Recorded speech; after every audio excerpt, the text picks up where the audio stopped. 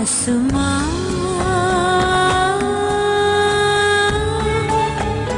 आँख भर आसमां।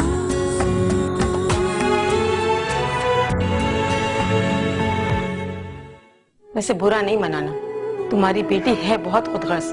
तुम्हारी खुशियां तो वो देख ही नहीं सकी।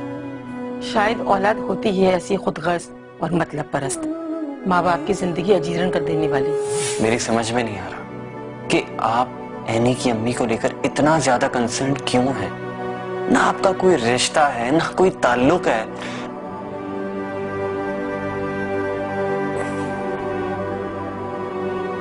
देखो, मुख्तसर बात यह है कि तुम फिलहाल जाओ यहाँ से, मुझे अकेला छोड़ो।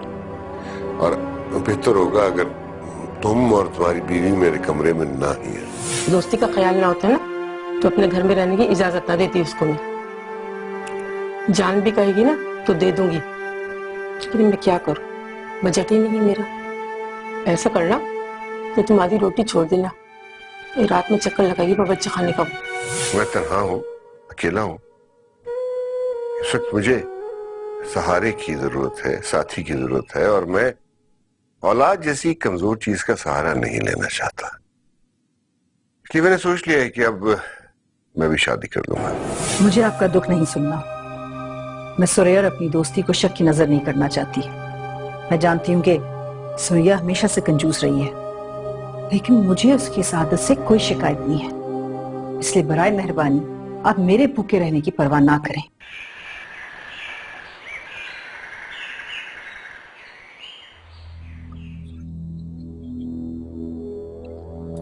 क्या हो गया? किन सोचों में गुम है? कहाँ रहती तू आजकल?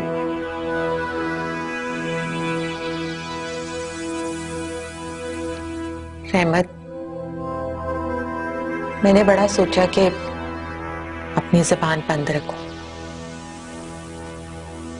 लेकिन लगता है तेरी गैरत के इम्तिहान का वक्त आ गया। तो क्या तू आज तक ये समझती थी कि मेरे अंदर गैरत नहीं है? तायरा ने शादी कर ली है। क्या क्या कह रही है तू? मैंने जो कहना था कह दिया। अब देखना ये है कि तू कितना गैरतमंद है। तायरा, ये तुमने अच्छा नहीं किया। अब दिखाऊंगा मैं दुनिया को कितना गैरतमंद हूं मैं।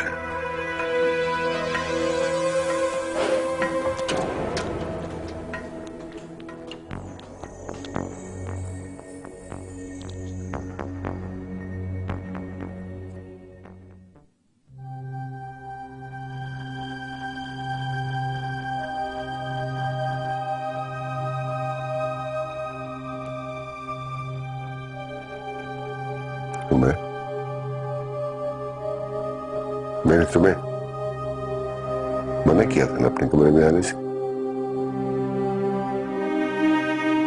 अब्बा, इस घर में पहले ही रिश्तों के बीच में दीवारें खड़ी हैं। अब आप मजीद कोई दीवार खड़ी मत करें।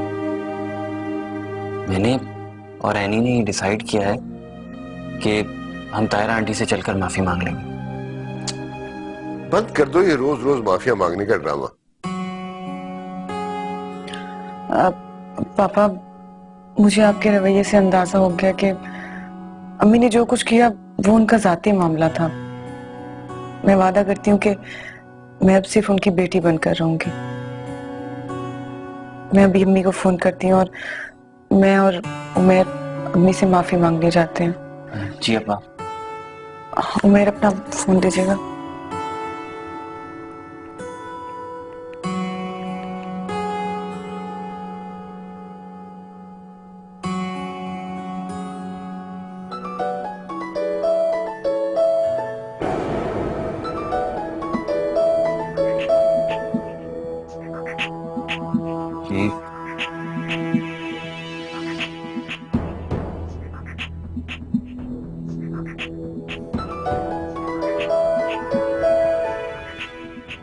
यहाँ से आवाज?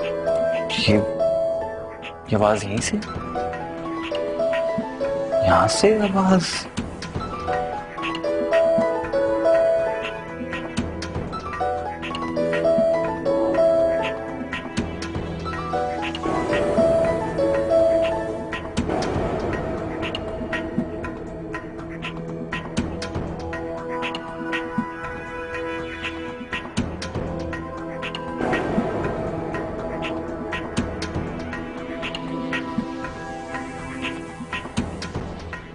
ये क्या?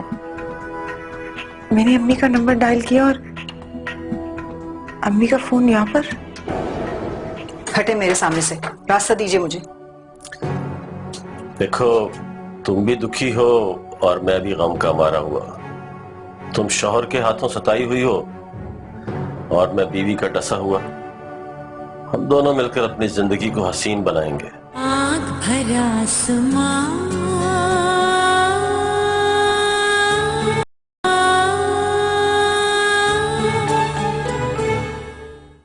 मैंने अम्मी का नंबर डायल किया और अम्मी का फोन यहाँ पर। पापा ये सब क्या है?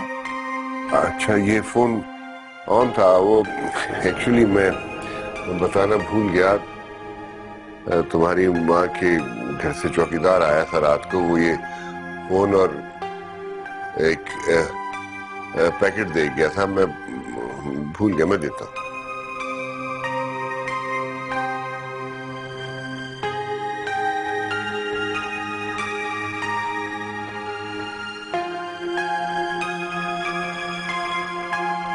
ये इसमें गालिबन ज्वेलरी वगैरह है। उसने पैगाम ये दिया था कि ये एनी को दे दे।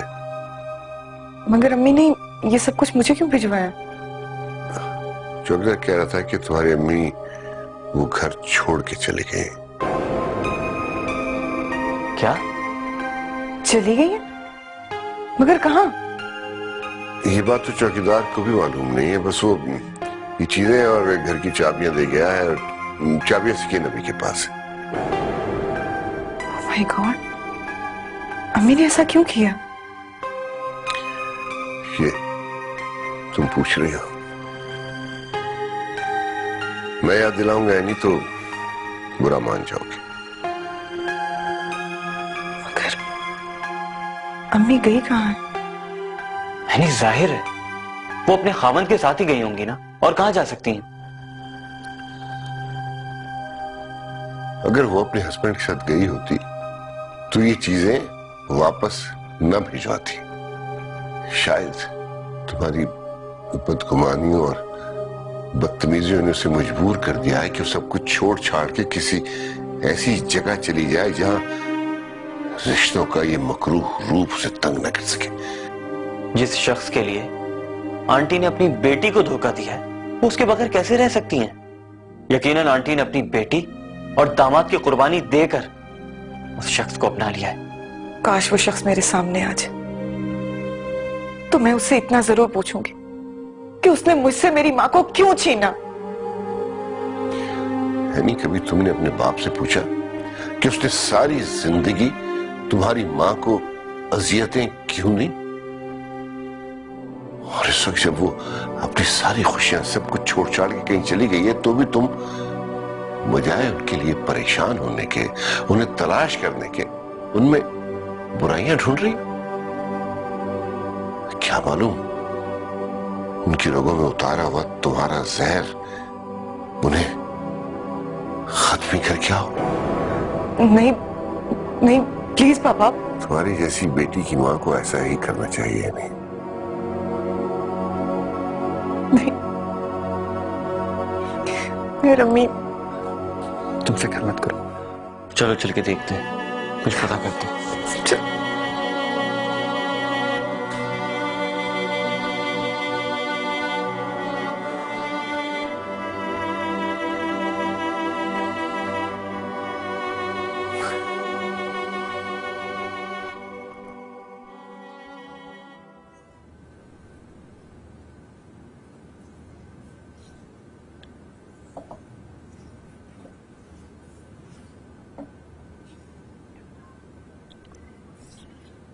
दरअसल हम लोग सुबह जल्दी नाश्ता करने के आदी है ना, और तुम देर से उठती हो।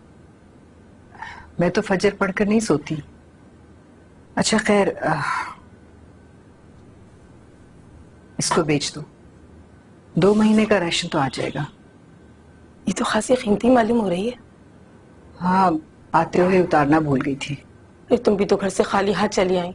अरे जेवर साथ ले आती तो कम से कम गुजारा तो तुम्हारा हो जाता। दरअसल मैं अपने साथ उनकी कोई भी दी हुई चीज लाना नहीं चाहती थी। अरे दिल तो साथ ले आई हो ना, और क्या छोड़ा है तुमने। और ये अंगूठी भी तो उन्हीं की देवी है। खैर मुझे क्या, मैं तो इसे बेच दूंगी। तुम जानती हो कि कितनी महंगाई है और अहमद की तनख्वाह कितनी कम है। इसलिए तो मैं तुम पर बोझ नहीं बनना चाहती। हाँ ये तो है। अच्छा खैर, मैं जरा बाजार जा रही हूँ, वापसी पे खाने पीने के कुछ सामान ले आऊंगी। तुम झाड़ू बर्तन कर लो और मैं हांडी रोटी कर लूंगी। नाप तोल के पकाती हूँ ना, महंगाई भी तो बहुत है ना। कर लेती हूँ सारा काम।